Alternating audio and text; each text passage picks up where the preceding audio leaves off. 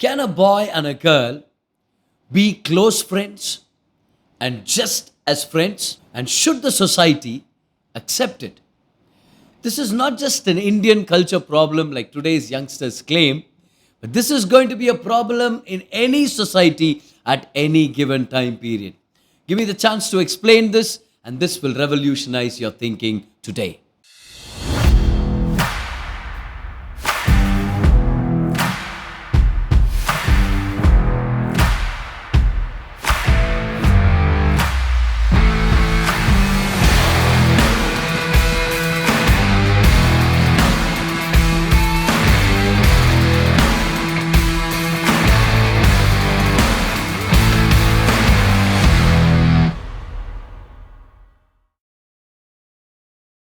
Growing up as children, we didn't have any problem with playing with the opposite gender.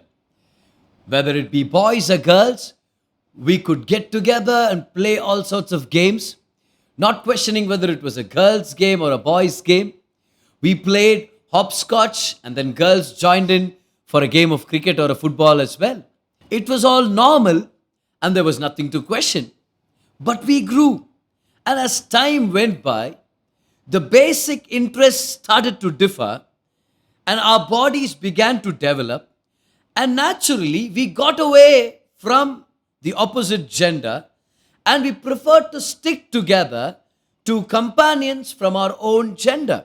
Now, of course, there was always a chance to work together and communicate with a member of the opposite sex because we were united by certain purposes. For example, studying together in a school or performing together in a worship team or a musical band.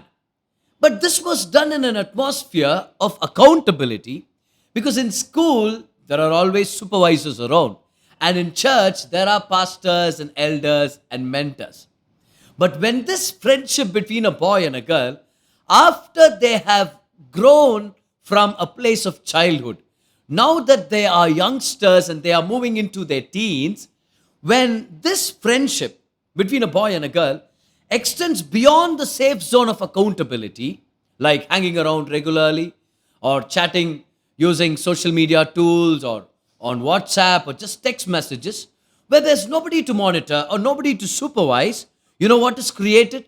Emotional bonds are created and emotional bondages are created because feelings and deep secrets can be shared.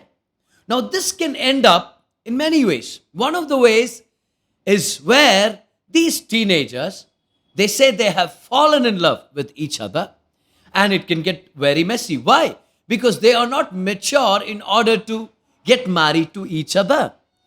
So when they're not mature enough to get married and their parents don't agree or approve of the relationship, or if that person is not the ideal choice of a spouse according to the wisdom of the Bible, it is going to get very messy, and both of these people are going to be getting into a lot of unwanted entanglement in a lot of complications.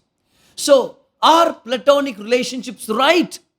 Can a boy and a girl be just friends and remain friends, and the society has to accept them? Should this be the case? Well, if you are single and you ask this question, can I be close friends with a member of the opposite sex and not get married to them? Well, here's an important thing for you to know, my friend. This platonic relationship, this close friendship that you have with a member of the opposite sex, it casts a question on your character. Because who wants to get married to you when you have a best friend of the opposite sex, to whom you're going to be sharing secrets, deep secrets? And if you get married to somebody, you're going to be sharing those marital secrets as well with that so-called friend of yours who is a member of the opposite sex. Who wants to get married to that person? Who wants to trust that person with a mature relationship? And another angle to the problem is this: it is very foolish to go around saying that you're not going to marry that girl or that boy that you are friends with, because you are casting doubts on their character as well. Because you will keep them from enjoying meaningful relationships like marriage and friendships with the same gender. Well, let's take, for instance, there's a boy who's very close to this girl, and you go confront him about it. He says, she's my friend and she's my best friend. You know what's going to happen? He's not going to have many boys as his friends. They're going to keep away from him. Same goes for a girl. She always hangs around with him, chats with him, privately, and they're pretty close. This girl is close to this boy, but when you ask her, she says, no, no, no, we are just friends. You know what's going to happen? The other girls will hesitate to make friends with her. Why? Because it casts a question on their character. So when you are a single, especially when you're preparing to get married, especially when you've crossed your 20s, and you say things like, I'm close to a member of the opposite sex, but I'm not going to get married to them. They're just my close friend. It's my platonic relationship. You see, that is very foolish because it casts a question on your character and nobody wants to get married to you. Once again, who wants to get married to a person who has a platonic relationship with a member of the opposite sex? Let's say you're a married person and you ask this question. Can I be married to one person but be close friends to another member of the opposite sex and live a normal life? In other words, if you're a man and you're a married man, but you have a close friend and it's a girl, is it normal? Should the society accept this? Or if you're a woman and if you are a married woman and you have a very close friend who's a man, but I'm not talking about your husband, right? This is another man. Should the society accept this? Is it for your good? Well, this is my opinion, my friend. It is not right and morally ethical to confide in the member of the opposite sex who is not your spouse. It is absolutely foolish. You know why? Because it will cause trust issues, emotional affairs, and emotional affairs will inevitably lead to physical adulterous affairs, which will potentially end your marriage. So, to those who still want to persist with that opinion, saying, no, no, no, brother, even though I'm married, I can maintain that platonic relationship. I can maintain that close friendship with the member of the opposite gender and still maintain my marriage. Let me ask you this question. If you're a man, how will you feel when you see your wife being close to another man? Having fun conversations always and going out for dinners and chatting with him regularly and going out holding hands with him. You know what's going to happen to you? It's going to break your heart. It's going to cause confusion, distrust of character, and it is soon going to end in a broken marriage. So here's a truth that we all need to embrace. When you got married to your wife, you know what you actually did? You said bye-bye to every other girl on the planet as your best friend.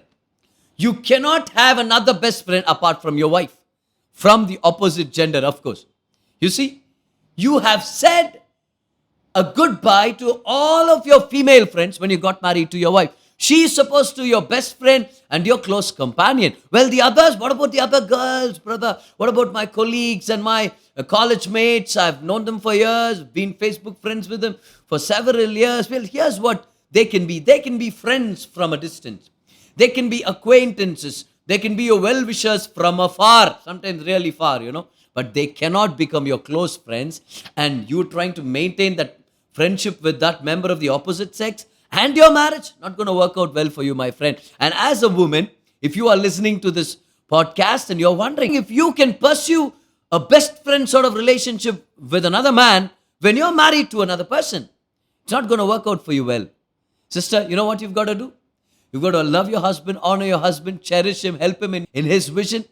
But you say bye-bye, you say goodbye to every other guy who wants to be your close friend. They can be your well-wisher and they can come along with their family to any sort of a party or a function at your home, but they can never become a best friend with whom you confide your secrets with, including your marital secrets with that person. It'll never help your marriage. In fact, it is a potential harm. It's a potential threat to your relationship, this covenant relationship called marriage with your husband. So, as a single person, platonic relationship is foolish, not to be messed around with. And to a married person, absolute no. Platonic relationships, not ethical, not wise, not right. But brother, what if I have broken up with that girl? We were dating, but what if we had a breakup? This can be a boy or a girl talking.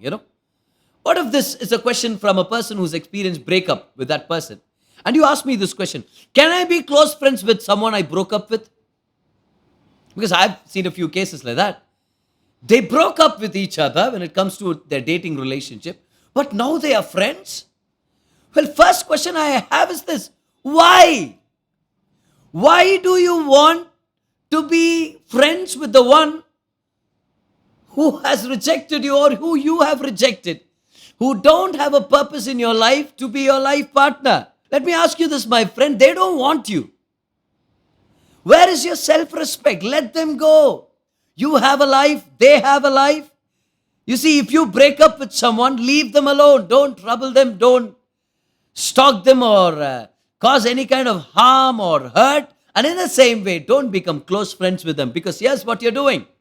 If you are maintaining platonic relationships or close friendship with somebody you broke up with, you know what you're doing? You are keeping them from moving forward and from entering into another relationship. That's what you're doing. So, as a single, no.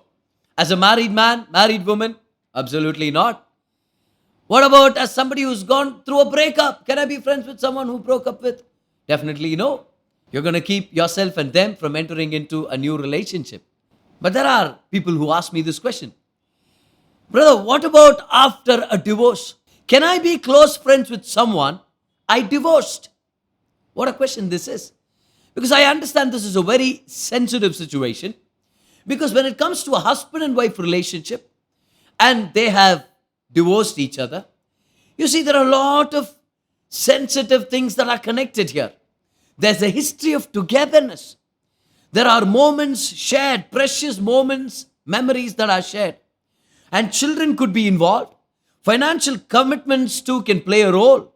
But whatever it is, this best friend relationship among people who have divorced, you know what? If it leads to a remarriage, if it leads to a restoration of the entire family so that you all can live together under the same roof, the husband and the wife and the children, well, it's a blessing, it's a good thing. But do you know, if the marriage broke due to abandonment or abuse or adultery, and you still want to be close friends with the person that divorced you or you are divorced from, you know what you're doing? You are not being wise. It is keeping both of you from moving forward. And of course, you are not letting the other person pursue another relationship. You are keeping them from getting married again. Because who wants to get married to somebody who is close to their ex? Would anybody want to do that? Definitely no. So platonic relationships are not giving you any sort of a benefit or helping you in any way. Platonic relationships are harmful and they are keeping you from meaningful relationships. Meaningful relationships you can have with friends of your own gender. Also, one of the most meaningful relationships you can have on this side of heaven, which is called marriage. Platonic relationships are potentially harmful, and it is deception to say, I can live a normal life, at the same time maintain a platonic relationship. It's not right or morally ethical to confide in a member of the opposite sex who is not your spouse. Therefore, it is absolutely foolish. Why?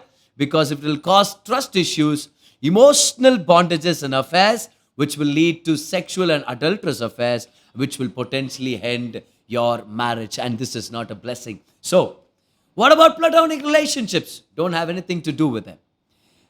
Throw the idea into a garbage bin. Maintain and develop meaningful relationships. Follow the way of the wisdom of the Word of God. And live a life that is excellent, that is above reproach. May God bless your relationships and may God bless your marriage. I hope you were helped by this very short discourse on platonic relationships. And I know that you're going to share it with your friends and other people that you know so that they can be blessed as well. I'm going to catch you soon with another interesting teaching. Until then, God is with you.